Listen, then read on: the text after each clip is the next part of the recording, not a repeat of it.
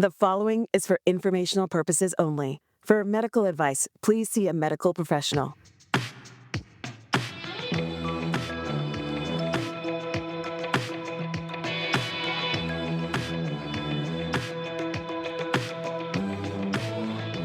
Welcome to Staying Alive with Margaret and Susy.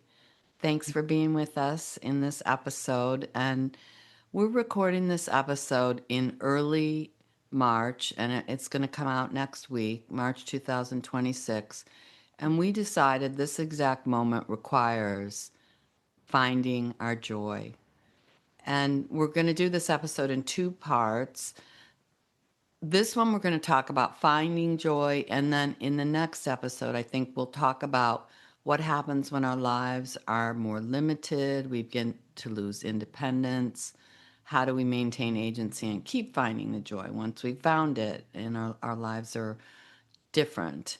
And so in this episode, what we're going to talk about and help you think about is what matters to you? What are your goals besides surviving? And what are the things that are worth living for? Those are just different ways to kind of think about the same thing. And because we all need a reason to live. If we don't, like, why carry it out all the healthy lifestyle tips that Susie and I have been talking to you about? Because who cares, right? But we want to keep living, and we want you to keep living, and we want to think about how to do that despite what's going on in our physical bodies as we age or what's happening in the world around us as we're experiencing right now. And in our parents' generation, I was thinking, Susie and I both know this, that dads were taught what mattered was work, and the women were taught what mattered was family.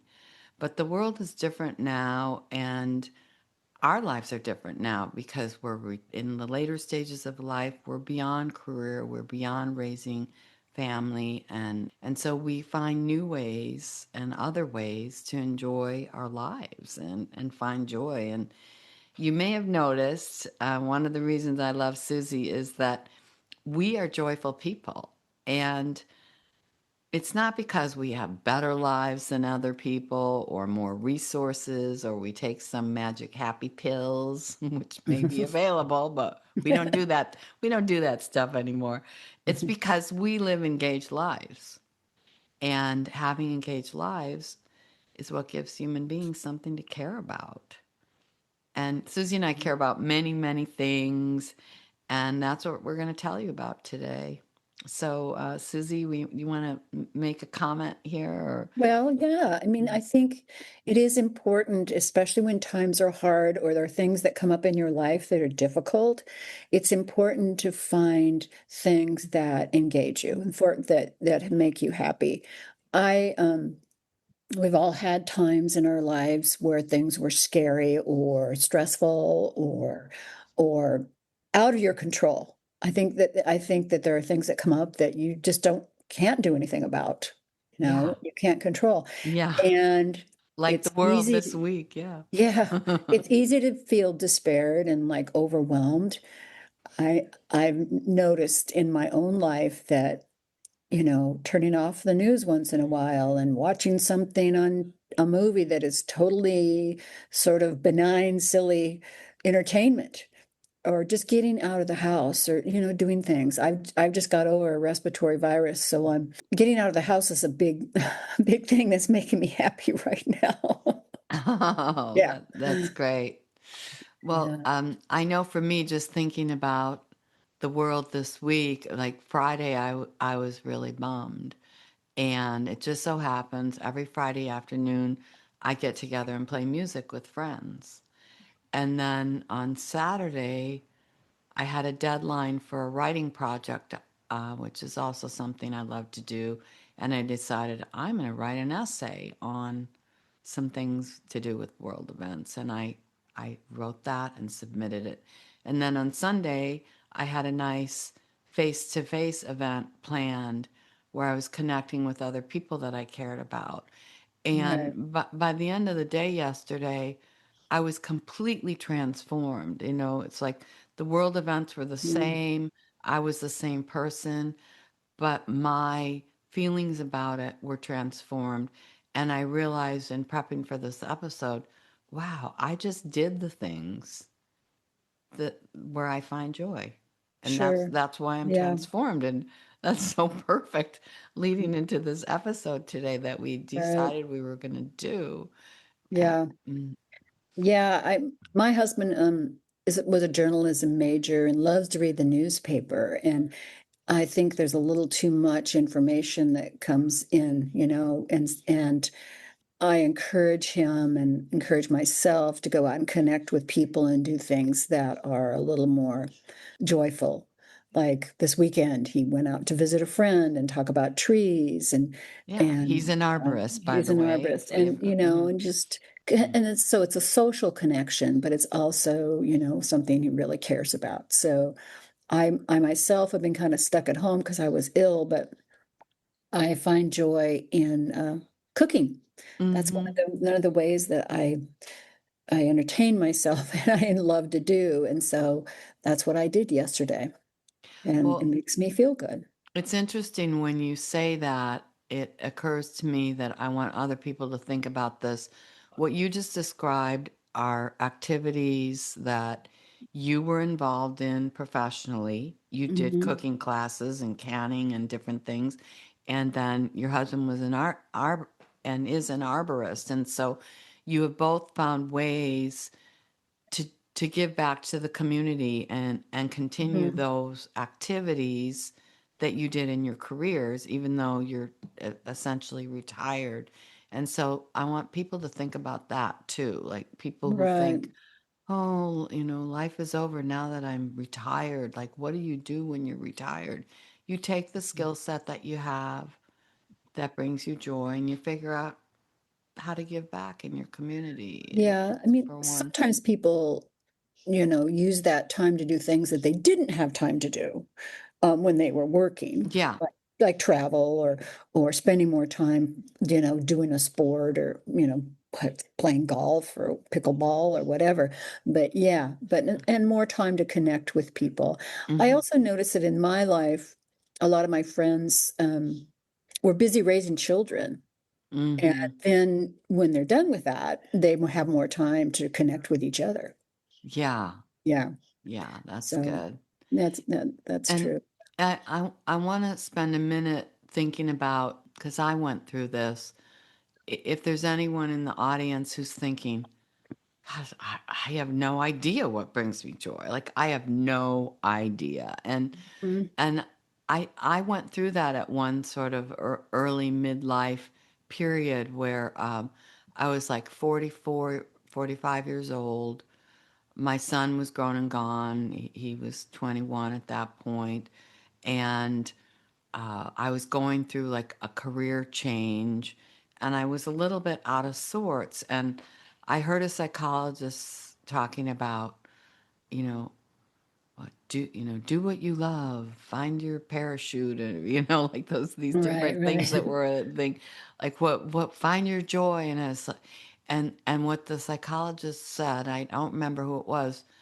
If you have no idea what it is, if it's possible, if you have a parent that's still living, call them up and ask them, when I was an infant, what were the things that most made me smile?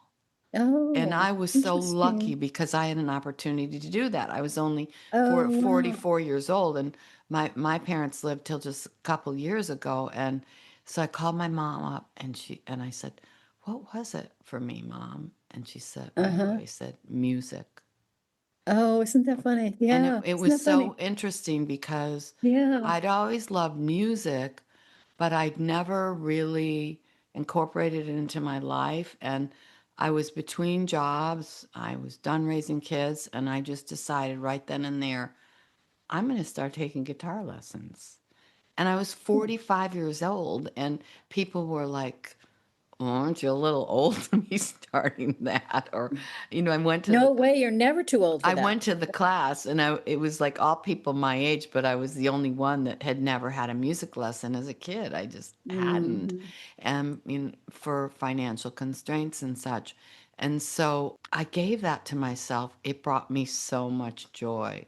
I stuck Yeah. with those music classes for years, and now I still do music every week, Well, that's great. every Isn't that week. interesting that your mom Yeah, had insight? That's really good. yeah, I found that when I had a baby, the music calmed them down.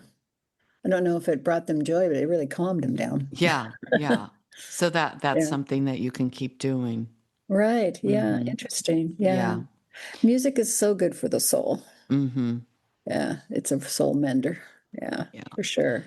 So, so think about what those things are, and even if you're at the stage of life where our parents aren't still living, to try and think back to when you were a kid, as far back as you can remember. What were the things that brought you the most joy? And Hmm. maybe for you, it is like being in your physical body and being out there running around. And if you know Hmm. that, like you have to have a physical component to what brings you joy, even if it's like, you're not really walking, but you can get on the exercise bike or whatever it is. Hmm. And for me, it was also very much nature. Like Yeah. Yeah. I could just like lie in the grass and look up at the clouds for hours.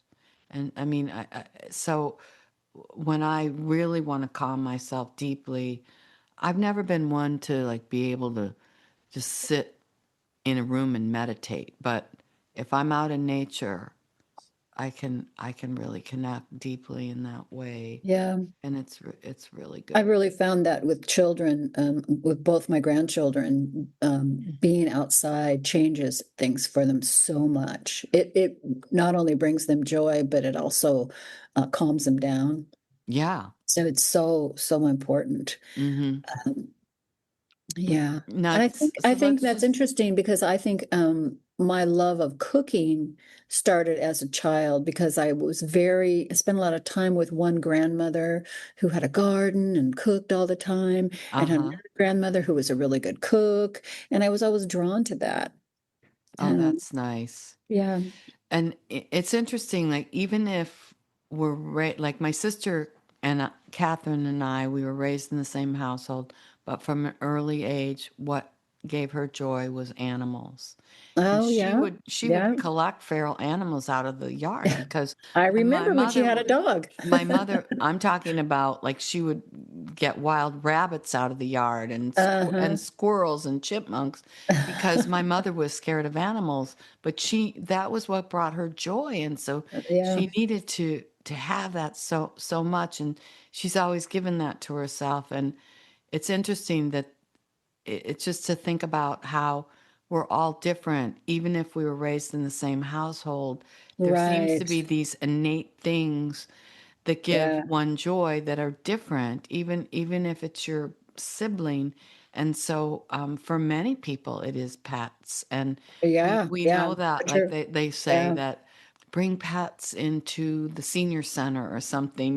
Well, That's right. that may be fine for my sister Catherine. It's like, Does she okay, have a pet right now? for me, bring in a guitar player I can sing Mhm. with. Okay, Does Catherine have a pet right now? oh, absolutely. Yeah. Yeah. She has a pet. Yeah. Yeah, I find a lot of joy with my animals. When there have been times where we didn't have a pet, we really, really missed it, Yeah. and sure enough, we get one. Right now, we have a dog and a cat, but sometimes we have two cats, and yeah, I find a lot of joy And in animals. our friends who haven't had children, many of them, pets is just Mhm. so important to them. Remember, remember one of our friend Mike, his wife had so many dogs, and he Yes. said to me, she can have as many dogs as she wants because otherwise she's gonna want to have a baby. And they were later in life, and as far as he was concerned, I'm done with Yeah, she that. had a lot of animals, Yeah. not just So like, dogs. she can have dogs, horses, you name it. Yeah, they had chickens and ducks and dogs and cows and hmm yeah, and horses and yeah, yeah. And I mean, I understand that like children and grandchildren do bring a lot of joy. I know they bring Yeah, joy yeah, to you, but it's different for everybody. And I mean, that's right. I live in a very diverse community where, there are many like same sex couples and, different lifestyles where a lot of people aren't having children Right. for Yeah. And for a variety of reasons. I don't think everybody should have children personally, but my grandchildren do bring me a lot of joy. I I know mean, they it's do. my favorite part of the day when my grandson comes home from kindergarten. I know that. And You know, this it's special. I'm lucky. I feel really lucky because they are close and I yeah, can see them every day. But kids are also a lot of work and a lot of heartache, and right. there's a lot of stuff that goes along with it. For And it's sure. great that that brings you joy. Like It does, yeah. I was talking to a woman recently who like she and her husband bought a house across the street from her mother-in-law and father-in-law when they had their child was young, and she was imagining, oh, you can have grandma in the life. Hmm. Well, this particular grandma was so engaged at a really high level career that she never had to retire from. She was a writer, like she was fully engaged in her career. She had no interest in doing any grandmother thing, you know, unless it was like bring your daughter to work day and you know teach your female grandchild to have the same life that a man could have or whatever. But Yeah, this mother was heartbroken, and it's just important to realize, like, okay, not all of us aging right. want to raise our grandkids. Yeah, That's we're right. not That's right. not. No, I totally, and a lot of my people that I know have said to me, "Oh, well, I don't know about that. I And wouldn't want to do that." Yeah. and when the thing is the things that bring us joy.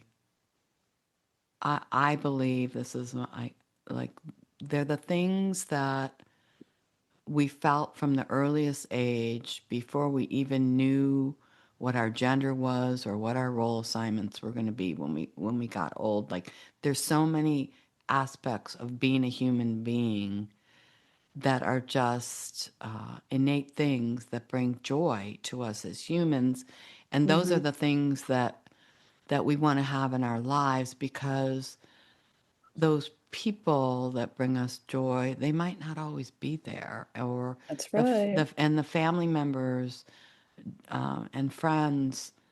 You know, we age to a point where they're not even in this world anymore. They're not Right. alive, and so it's so important. And we're going to talk more about that in the next episode, because I have many examples of elder friends that I saw what they did to keep the joy going in their lives to the very last Hmm. breath, regardless of whether they had any living family member alive Right. or not. They knew what those things were in life that brought them joy, and they figured out how to keep doing it. So that'll be our next That'll episode. be the next episode. And I think it's important to realize that everybody's different and everybody has, certain things. And Margaret and I have a lot of things in common, but we also have things that are different. I don't play music. I sort of wish I did, but I don't. And I love music, but we both love cooking, and And family is important. we love cooking together and feeding our friends and family and Yeah, sitting around a table yeah, sharing. And so that's something to think about too, for some single person who might say, oh, I don't have any family, I have no family. But uh-huh. your family is what you make it too. That's and right. um That's right. and so Susie's We family to me, and I've taught that to my son too. we had a thing at work one time, and we were supposed to go around the table at a management meeting and say, what we really wanted, something we really wanted. And most people said they wanted to go to Italy, or they wanted to do something really exciting. And you know what I said? What? I said I wanted a new dining room table. And they all thought I was nuts. But except Yeah, one person who was my boss, and she said, I get it. yeah, But at the yeah. time, that was like what I found, something that I thought would be great. I don't To know. gather people around your Yeah, table yeah. and feed them, it brings so much joy. Hmm. Yeah. And another thing I've noticed is that as we age and there are less and less people in our lives that we know because they start to die off, to be honest, it brings me joy to just go out on the street and talk to strangers. Like, I live in an urban area. Sometimes I just like hang out at the cafe and Yeah, just talk to people. I've seen And you do that. it's so much fun.